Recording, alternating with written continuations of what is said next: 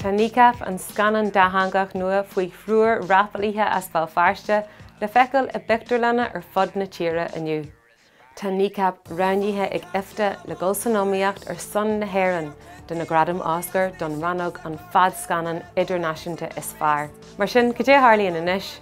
Well, tá bailach fada le gáil ag Scannán rich pepiat le hainneamnach an oscar ail ar rannóg na Scannán idirnáisiúnta. Écht a rinn an chalín ciúin in airí, an chiad Scannán as éireann lena leithéid a dhéanú riú. Tá go dtí an darna lá de bhí dhearú fór ag tíortha Scannán a feiceú le iomaíocht don gradaim. In airí bhí iomaíocht hÉireann agus nótha trí Scannán an líon is mó go dtí seo, ainneamníthe ag tíortha ar fud an dóin.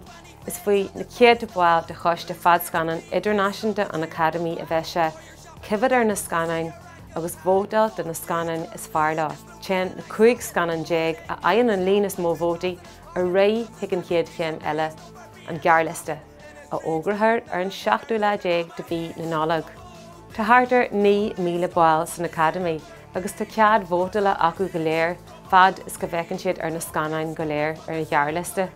Ar an 7 lá déag de bhí anar, fógrathir na 5 Scannán a bheith an iomaíocht don gradaim oscar den Scannán idirnáisiúnta is fearr.